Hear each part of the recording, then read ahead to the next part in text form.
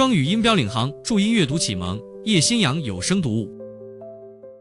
In a German Pension by Catherine Mansfield. Contents: 1. Germans at meet. 2. The Baron. 3. The sister of the Baroness. 4. Frau Fischer. 5. Frau Brechenmacher attends a wedding. 6. The Modern Soul. 7. At Lehman's. 8. The Luft Bad. 9. A Birthday. 10. The Child Who Was Tired. 11. The Advanced Lady. 12. The Swing of the Pendulum. 13. A Blaze. 1. Germans at meet. Bread soup was placed upon the table. Ah, said the Herat, leaning upon the table as he peered into the tureen. That is what I need. My Megan has not been in order for several days. Bread soup. And just the right consistency. I am a good cook myself, he turned to me. How interesting, I said, attempting to infuse just the right amount of enthusiasm into my voice. Oh yes, when one is not married it is necessary. As for me, I have had all I wanted from women without marriage. He tucked his napkin into his collar and blew upon his soup as he spoke. Now at 9 o'clock I make myself an English breakfast. But not much. 4 slices of bread, 2 eggs, 2 slices of cold ham, 1 plate of soup, 2 cups of tea. That is nothing to you. He asserted the fact so vehemently that I had not the courage to refute it. All eyes were suddenly turned upon me. I felt I was bearing the burden of the nation's preposterous breakfast, I, who drank a cup of coffee while buttoning my blouse in the morning. Nothing at all, cried Herr Hoffmann from Berlin. is it? When I was in England in the morning, I used to eat. He turned up his eyes and his mustache, wiping the soup drippings from his coat and waistcoat. Do they really eat so much? Asked Fräulein Stieglauer. Soup and baker's bread and pig's flesh, and tea and coffee and stewed fruit, and honey and eggs, and cold fish and kidneys, and hot fish and liver? All the ladies eat. 2. Especially the ladies. Certainly. I myself have noticed it, when I was living in a hotel in Leicester Square. Cried the Herat. It was a good hotel, but they could not make tea now. Ah, That's one thing I can do, said I, laughing brightly. I can make very good tea. The great secret is to warm the teapot. Warm the teapot, interrupted the Herat, pushing away his soup plate. What do you warm the teapot for? ha, ha. That's very good. One does not eat the teapot, I suppose? He fixed his cold blue eyes upon me with an expression which suggested 1,000 premeditated invasions. So that is the great secret of your English tea? All you do is to warm the teapot. I wanted to say that was only the preliminary canter, but could not translate it, and so was silent. The servant brought in veal, with sauerkraut and potatoes. I eat sauerkraut with great pleasure, said the traveler from North Germany. But now I have eaten so much of it that I cannot retain it. I am immediately forced to. A beautiful day, I cried, turning to Fräulein Stieglauer. Did you get up early?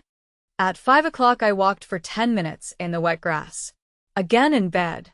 At 5:30 I fell asleep, and woke at 7, when I made an over-body washing. Again in bed. At 8 o'clock I had a cold water poultice, and at 8:30 I drank a cup of mint tea. At 9 I drank some malt coffee, and began my cure. Pass me the sauerkraut, please. You do not eat it. No. Thank you. I still find it a little strong. Is it true? Asked the widow, picking her teeth with a hairpin as she spoke, that you are a vegetarian? Why, yes. I have not eaten meat for 3 years. I'm possible. Have you any family? No. There now. You see, that's what you're coming to. Whoever heard of having children upon vegetables? It is not possible. But you never have large families in England now. I suppose you are too busy with your suffragetting. Now I have had 9 children, and they are all alive. Thank God. Fine. Healthy babies, though after the first one was born I had to. How wonderful. I cried. Wonderful, said the widow contemptuously. replacing the hairpin in the knob, which was balanced on the top of her head. Not at all.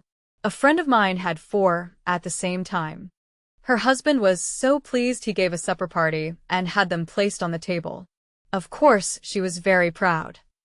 Germany, boomed the traveler, biting round a potato which he had speared with his knife, is the home of the family. Followed an appreciative silence. The dishes were changed for beef, red currants, and spinach. They wiped their forks upon black bread and started again. How long are you remaining here? Asked the Herat. I do not know exactly. I must be back in London in September. Of course you will visit München? I am afraid I shall not have time.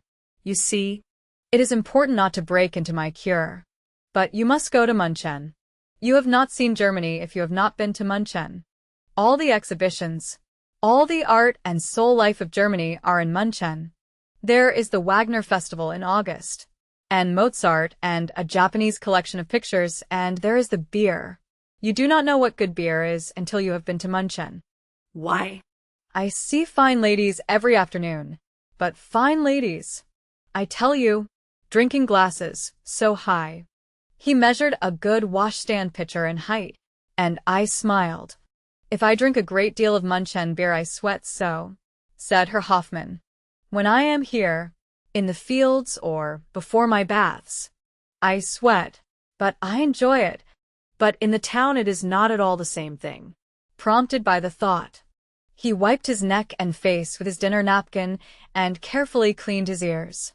A glass dish of stewed apricots was placed upon the table. Ah, fruit, said Fräulein Stieglauer. That is so necessary to health.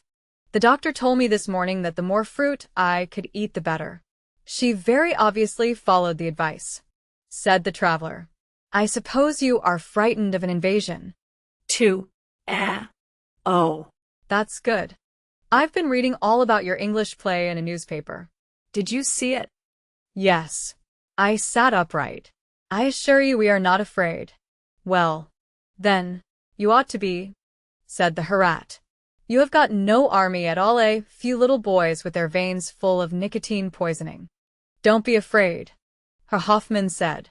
We don't want England. If we did we would have had her long ago. We really do not want you. He waved his spoon airily, looking across at me as though I were a little child whom he would keep or dismiss as he pleased. We certainly do not want Germany, I said. This morning I took a half bath. Then this afternoon I must take a knee bath and an arm bath, volunteered the Herat. Then I do my exercises for an hour, and my work is over. A glass of wine, and a couple of rolls with some sardines. They were handed cherry cake with whipped cream. What is your husband's favorite meat? Asked the widow. I really do not know, I answered. You really do not know? How long have you been married? 3 years. But you cannot be in earnest. You would not have kept house as his wife for a week without knowing that fact. I really never asked him. He is not at all particular about his food. A pause. They all looked at me, shaking their heads, their mouths full of cherry stones. No wonder there is a repetition in England of that dreadful state of things in Paris, said the widow, folding her dinner napkin. How can a woman expect to keep her husband if she does not know his favorite food after 3 years? Mahlzeit. Mahlzeit. I closed the door after me. To the Baron. Who is he? I said. And why does he sit always alone, with his back to us? To. Ah. Visperetze Frau Oberregierungsrat. He is a baron. She looked at me very solemnly, and yet with the slightest possible contempt. I fancy not recognizing that at the first glance expression. But, poor soul, he cannot help it, I said. Surely that unfortunate fact ought not to debar him from the pleasures of intellectual intercourse. If it had not been for her fork, I think she would have crossed herself. Surely you cannot understand. He is one of the first barons. More than a little unnerved, she turned and spoke to the Frau Doctor on her left. My omelette is empty, she protested. And this is the third I have tried. I looked at the first of the barons. He was eating salad, taking a whole lettuce leaf on his fork and absorbing it slowly. Rabbit-wise, a fascinating process to watch. Small and slight, with scanty black hair and beard and yellow-toned complexion. He invariably wore black serge clothes, a rough linen shirt, black sandals, and the largest black-rimmed spectacles that I had ever seen. The Herr Oberlehrer, Who sat opposite me, smiled benignantly. It must be very interesting for you, gnädige Frau, to be able to watch. Of course, this is a very fine house. There was a lady from the Spanish court here in the summer. She had a liver. We often spoke together. I looked gratified and humble. Now, In England, in your boarding ooze, one does not find the first class, as in Germany. no, indeed. I replied, still hypnotized by the Baron, who looked like a little yellow silkworm. The Baron comes every year, went on the Herr Oberlehrer, for his nerves. He has never spoken to any of the guests. A smile crossed his face. I seemed to see his visions of some splendid upheaval of that silence, a dazzling exchange of courtesies in a dim future. A splendid sacrifice of a newspaper to this exalted one. A Dankeschön to be handed down to future generations. At that moment the postman, looking like a German army officer, came in with the mail. He threw my letters into my milk pudding, and then turned to a waitress and whispered. She retired hastily. The manager of the pension came in with a little tray. A picture postcard was deposited on it, and reverently bowing his head, the manager of the pension carried it to the Baron. Myself, I felt disappointed that there was not a salute of 25 guns. At the end of the meal, we were served with coffee. I noticed the Baron took 3 lumps of sugar, putting 2 in his cup and wrapping up the third in a corner of his pocket handkerchief. He was always the first to enter the dining room and the last to leave, and in a vacant chair beside him he placed a little black leather bag. In the afternoon, leaning from my window, I saw him pass down the street, walking tremulously and carrying the bag. Each time he passed a lamp-post he shrank a little, as though expecting it to strike him, or maybe the sense of plebeian contamination. I wondered where he was going, and why he carried the bag. Never had I seen him at the casino or the bath establishment. He looked forlorn. His feet slipped in his sandals. I found myself pitying the Baron. That evening a party of us were gathered in the salon discussing the day's cour with feverish animation. The Frau Oberregierungsrat sat by me knitting a shawl for her youngest of 9 daughters, who was in that very interesting, frail condition, but it is bound to be quite satisfactory. She said to me, "The dear married a banker, the desire of her life." There must have been 8 or 10 of us gathered together. We who were married exchanging confidences as to the underclothing and peculiar characteristics of our husbands, the unmarried discussing the overclothing and peculiar fascinations of possible ones. I knit them myself. I heard the Frau Lehrer cry, "Of thick gray wool. He wears 1 a month, with 2 soft collars." And then, whispered Fräulein Lisa, he said to me, "Indeed you please me. I shall, perhaps, write to your mother." Small wonder that we were a little violently excited, a little expostulatory. Suddenly the door opened and admitted the Baron. Followed a complete and death-like silence. He came in slowly, hesitated, took up a toothpick from a dish on the top of the piano, and went out again. When the door was closed, we raised a triumphant cry. It was the first time he had ever been known to enter the salon. Who could tell what the future held? Days lengthened into weeks. Still we were together, and still the solitary little figure, head bowed as though under the weight of the spectacles, haunted me. He entered with the black bag. He retired with the black bag, and that was all. At last the manager of the pension told us the Baron was leaving the next day. Oh, I thought, surely he cannot drift into obscurity, be lost without one word. Surely he will honor the Frau Oberregierungsrat of the Frau Feldleutnant suite once before he goes. In the evening of that day it rained heavily. I went to the post office, and as I stood on the steps, umbrellaless, hesitating before plunging into the slushy road. A little, hesitating voice seemed to come from under my elbow. I looked down. It was the first of the barons with the black bag and an umbrella. Was I mad? Was I sane? He was asking me to share the latter. But I was exceedingly nice. A trifle diffident. Appropriately reverential. Together we walked through the mud and slush. Now. There is something peculiarly intimate in sharing an umbrella. It is apt to put one on the same footing as brushing a man's coat, for him a little daring. Naive. I longed to know why he sat alone, why he carried the bag, what he did all day. But he himself volunteered some information. I fear, he said, that my luggage will be damp. I invariably carry it with me in this bag. One requires so little, for servants are untrustworthy. A wise idea, I answered. And then, why have you denied us the pleasure? I sit alone that I may eat more, said the Baron, peering into the dusk. My stomach requires a great deal of food. I order double portions, and eat them in peace. Which sounded finely baronial. And what do you do all day? I imbibe nourishment in my room, he replied, in a voice that closed the conversation, and almost repented of the umbrella. When we arrived at the pension, there was very nearly an open riot. I ran halfway up the stairs, and thanked the Baron audibly from the landing. He distinctly replied, "Not at all. It was very friendly of the Herr Oberlehrer to have sent me a bouquet that evening, and the Frau Oberregierungsrat asked me for my pattern of a baby's bonnet." Next day the Baron was gone. Sic transit Gloria German Mundi. 3. The sister of the Baroness. "There are 2 new guests arriving this afternoon," said the manager of the pension, placing a chair for me at the breakfast table. "I have only received the letter acquainting me with the fact this morning. The Baroness von Gall is sending her little daughter. The poor child is dumb to make the cure. She is to stay with us a month, and then the Baroness herself is coming." "Baroness von Gall," cried the Frau Doctor, coming into the room and positively scenting the name. "Coming here?" There was a picture of her only last week in Sport and Salon. "She is a friend of the court. I have heard that the Kaiserin says due to her. But this is delightful.